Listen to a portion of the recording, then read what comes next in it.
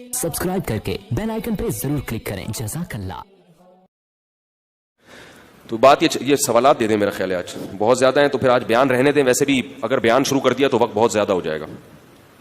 جہری نمازوں میں تو سورہ اعراف کے مطابق امام کے پیچھے مقتدی کو قراءت نہ کرنے کا جواز ثابت ہوتا ہے، لیکن سری نمازوں میں لوگ امام کے پیچھے سورہ فاتحہ کیوں نہیں پڑھتے، جبکہ حدیث میں تو سکتہ دینے کا بھی حکم ملتا ہے، پھر امام سورہ فاتحہ پڑھنے کے لیے سکتہ کیوں نہیں کرتا؟ امام احمد ابن حنبل فرماتے ہیں کہ میں نبی سے صرف ایک سکتے کو جانتا ہوں جو شروع میں کیا جاتا ہے۔ راجح قول کے مطابق جو سورہ فاتحہ اور سورت کے درمیان جو سکتہ ہے اس کا حدیث میں تذکرہ نہیں ملتا۔ رہا یہ مسئلہ کہ سورہ اعراف میں جو حکم ہے کہ جب امام قرات کرے تو تم خاموش، یعنی جب بھی کوئی قرات کرے تو تم خاموش ہو جاؤ، تو چلو جہری نمازوں میں تو ہم خاموش ہو جائیں، سری کے بارے میں تو یہ آیت نہیں ہے نا، کیا خیال ہے؟ تو میں نے پہلے بتایا تھا کہ سری کے بارے میں صحیح حدیث ہے، رسول اللہ صلی اللہ علیہ وسلم نے ارشاد فرمایا من کان لہ امام فقراءۃ الامام لہ قراءۃ، جس شخص کا کوئی امام ہو تو امام کی قراءت مقتدی کے لیے کافی ہے۔ تو یہ حدیث جہری کو بھی شامل ہے اور سری کو بھی، اور ناصر الالبانی رحمہ اللہ جو اہل حدیث عالم تھے، سلفی تھے، انہوں نے بھی اس حدیث کو صحیح قرار دیا ہے۔ سمجھ رہے ہو؟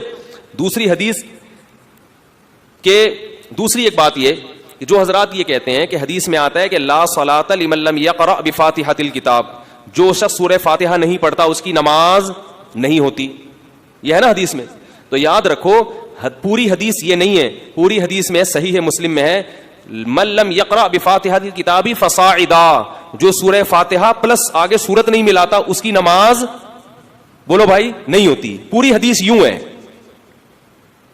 لیکن یہ الفاظ چونکہ بخاری میں نہیں ہے، یہ مسلم میں ہے، تو بخاری کی روایت تو بتائی جاتی ہے، مسلم والی روایت جو کمپلیٹ ہے وہ ذکر نہیں کی جاتی۔ تو الفاظ حدیث کے کیا ہوئے؟ جو فاتحہ نہیں پڑھتا اور آگے مزید قرات نہیں کرتا۔ تو جب آپ امام کے پیچھے کھڑے ہوتے ہو تو سب اس کے قائل ہیں کہ قرات جو فاتحہ کے بعد والی قرات ہے وہ نہیں کرنی، سمجھ رہے ہیں نا، چاہے جہری نماز ہو چاہے سری نماز ہو، اس قرات کا کوئی بھی قائل نہیں، جبکہ حدیث میں آتا ہے کہ اس قرات کے پتہ چلا کہ وہ امام اگر وہ قرات کر لے تو گویا آپ نے قرات کر لی ہے وہ، کیونکہ امام کی قرات مقتدی کے لیے کافی ہے۔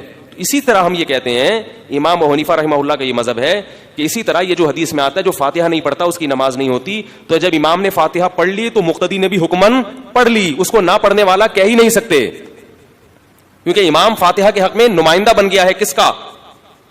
بولو بھائی، مقتدیوں کا۔ رہا یہ مسئلہ کہ دوسری حدیث میں آتا ہے صحیح حدیث میں الا بفاتحۃ الکتاب، کہ امام کے پیچھے خاموش رہا کرو سوائے فاتحہ کے، یہ حدیث بھی ہے۔ تو یہ حدیث ان دوسری حدیثوں سے کیا کر رہی ہے؟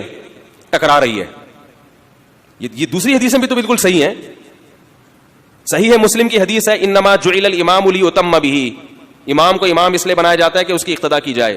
فَإِذَا كَبَّرَ فَكَبِّرُوا، جب تکبیر کہے تو تم بھی تکبیر کہو۔ وَإِذَا قَرَأَ فَأَنصِتُوا، قراءت شروع کرے تو خاموش ہو جاؤ۔ وَإِذَا قَالَ وَلَا الضَّالِّينَ، جب وَلَا الضَّالِّينَ کہے تو آمین کہو۔ وَإِذَا رَكَعَ فَارْكَعُوا، جب رکوع کرے تو رکوع کرو۔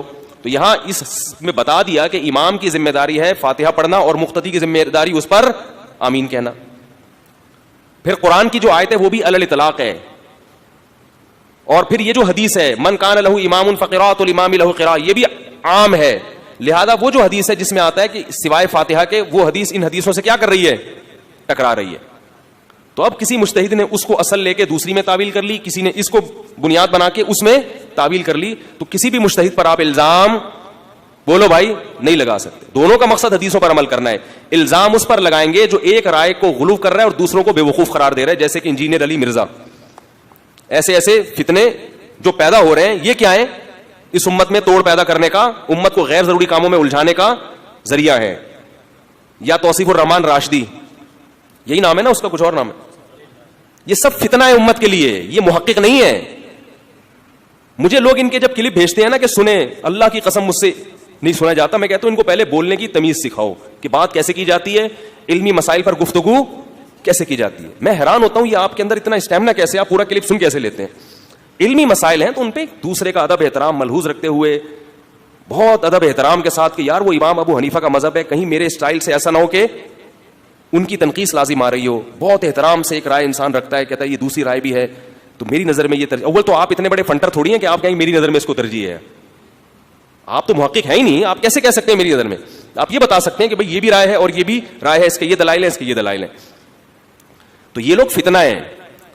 چیخنا ایسا. وہ توصیف الرحمان کا تو جب بھی کلپ آتا ہے مجھے لوگ کہتے ہیں جواب میں, تو میں کہتا ہوں یار میرے اندر اس کو سننے کی صلاحیت, ہاں ہو ہی ہاں حضرت علی نے فرمایا, تو حضرت علی نے اتنی زور سے فرمایا تھا. قرآن میں یہ بھی تو آتا ہے وغضض من صوتک, اپنی آوازوں کو بس کرو. ان انکر الاصوات لصوت الحمیر, سب سے بری آواز کس کی ہے؟ گدھے کی. علمی مسائل پر بات ہو رہی ہے اور گدھے والا اسٹائل ہے آپ کا. پوری امت کو بالکل ایک فرقواریت میں الجھا دیا آپ نے. ان کے بیانات سن کے مجھے جو لوگ بتائیں, جو ان دو بزرگ شخصیات کے بیانات سن رہے ہیں, ان میں ان کی روحانیت میں کتنا اضافہ ہو رہا ہے مجھے بتاؤ. کتنے لوگ ہیں جو ان کے بیانات سن کے ان کو نماز میں خشوع و خضوع پیدا ہو گیا. کل انڈیا سے واٹس ایپ پہ کسی کا میسج آیا میرے پاس, اس نے کہا کہ میں ان لوگوں کے بیان سنتا تھا, میری یہ حالت ہو گئی تھی, مجھے سارے حنفی جہنمی دکھائی دینے لگے تھے مسجد میں. مسجد کا امام رفع الیدین نہیں کرتا, مجھے لگتا تھا یہ بھی جہنم میں جائے گا, وہ بھی جہنم میں جائے گا, امام حنیفہ بھی غلط, ان کو سب تیل بیچ رہے ہیں, پکوڑے بیچ رہے ہیں, یہ ان کو کسی کو کچھ بھی نہیں آتا, سب جاہل ہیں. اتنے بڑے بڑے ائمہ جو بھی رفع الیدین کے بغیر, بر صغیر میں محمد بن قاسم آیا, محمود غزنوی, اور یہ بڑے بڑے علامے بر صغیر میں, شاہ ولی اللہ, شاہ اسماعیل شہید, جو انگریزوں کے مقابلے میں ڈٹے لڑے. اور یہ پوری جو مسلمانوں کی تاریخ آپ اٹھا کے دیکھیں گے, اس تاریخ میں تو 99.99% لوگ کوئی حنفی, کوئی مالکی, کوئی شافی نکلے گا. تو یہ سارے کیا لگنے لگے؟ جہنمی. تو کہہ رہے ہیں پھر اس نے کہیں میرا کلپ سنا کہ بھئی اختلافی مسائل ہیں, اس میں ہر طرف دلائل ہوتے ہیں, تو کہہ رہے ہیں پھر مجھے کچھ قرار آیا نہیں یار, یہ بھی ٹھیک ہے وہ بھی ٹھیک ہے, سب صحیح ہے. ہمارا کام ہے مجتہدین میں سے کسی ایک کی اتباع کریں اور باقیوں پر کیا کریں؟ اعتماد کریں. سمجھ رہے ہو؟ تو چھوڑ دیں ان کا کلپ سننا, اس سے آپ کی روحانیت میں کمی ہوگی. اور سوائے اس کے وہ بھی دار اسلام سے خارج, وہ گستاخ رسول, وہ فلانا, وہ ڈمکانا, وہ یوں, اس کے علاوہ آپ کو کچھ بھی حاصل نہیں ہوگا. قیامت کے دن آپ کے ترازو کا پلڑا اعمال سے بالکل خالی ہوگا. رفع الیدین کے جھگڑے, آمین کے جھگڑے, فلاں مشرک, فلاں کافر, اس کے علاوہ, ان گالیوں کے علاوہ آپ کے اعمال میں کوئی بھی چیز آپ کے ساتھ نہیں ہوگی. صحابہ کرام میں یہ سارے اختلافات موجود تھے. مصنف ابن ابی شیبہ کی بالکل صحیح سندوں کی روایت ہے کہ بعض صحابہ ہاتھ چھوڑ کے نماز پڑھتے تھے, بعض ہاتھ باندھ کے نماز پڑھتے تھے, بعض رفع الیدین کرتے تھے, بعض رفع الیدین نہیں کرتے تھے. مگر ایک چیز سب میں کامن تھی کہ نماز میں روتے سب تھے, نمازوں میں دل سب کا لگتا تھا. تہجد میں لمبی لمبی تہجد کی نمازیں پڑھتے تھے. وطر کوئی ایک رکعت کا قائل تھا, کوئی ایک رکعت کو جائز نہیں سمجھتا, 3 رکعت وطر کا قائل تھا. لیکن جو ایک رکعت کے قائل تھے وہ بھی ایک رکعت میں پورے قرآن پڑھ لیا کرتے تھے, جو 3 رکعت کے قائل تھے وہ بھی تیسری رکعت میں پورے قرآن پڑھ لیا کرتے تھے. اتنا مزہ آتا تھا ان کو, کیونکہ اس وقت اس قسم کے کلپ مارکیٹ میں بولو بھائی نہیں آئے. تو اپنی صلاحیتوں کو برباد مت کرو ان جھگڑوں میں. ہر جو بھی کسی مجتہد کا قول ہے تو یقین کر لو اس کے پیچھے کوئی نہ کوئی دلیل ہے, ورنہ یہ مجتہد ایسی بات نہ کرتے. سمجھ رہے ہو؟ تو یہ جو روایت ہے نا, یہ جو میں نے بتائی بخاری کی روایت, یہ جو روایت ہے جس میں آتا ہے کہ سوائے فاتحہ کے, تو یہ چونکہ دوسری روایت سے ٹکرا رہی ہے, لہذا اس کو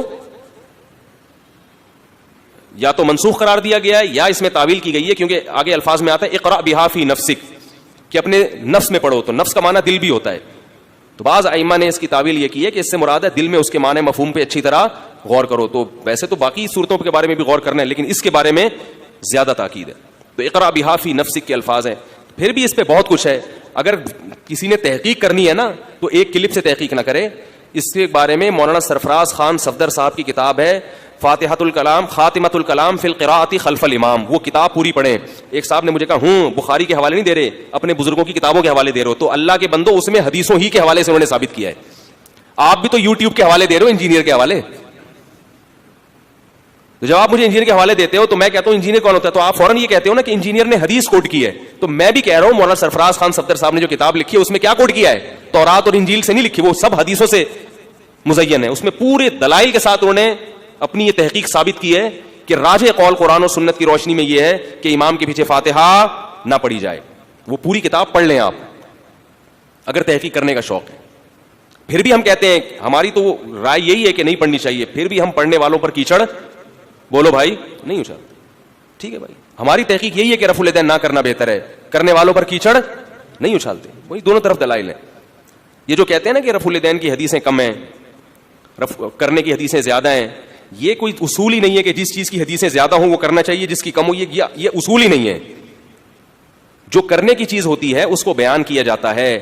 رفع الیدین کرنے کی چیز تھی تو صحابہ نے اس کو بیان کیا. جب آپ نے بغیر رفع الیدین کے نماز پڑھی تو جو وہ نہیں کام رفع الیدین نہیں کیا نا, تو اس کو ہائی لائٹ نہیں کیا گیا. اس کا پھر صحابہ کے فتاوی سے پتہ چلتا ہے, تابعین کے عمل سے پتہ چلتا ہے.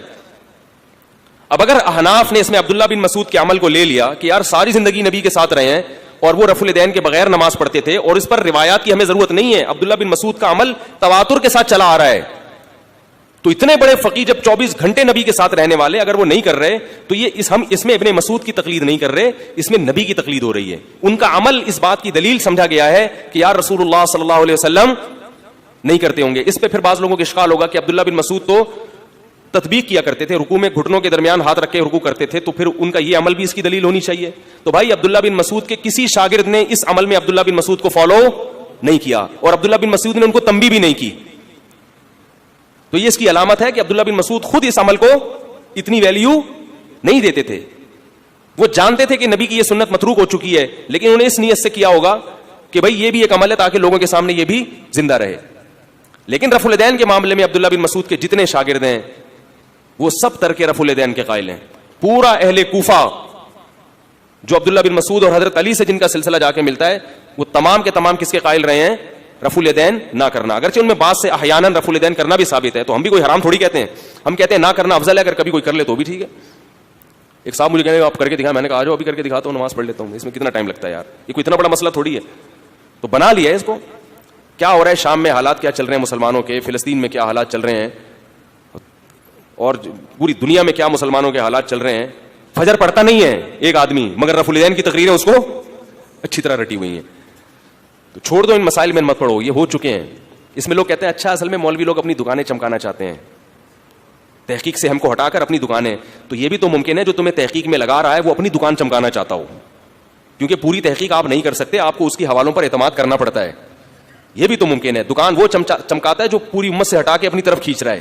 لیبل وہ یہ لگا رہا ہے کہ میں تم کو مولویوں کے چرغوں سے مولویوں کے شکنجے سے باہر نکال رہا ہوں.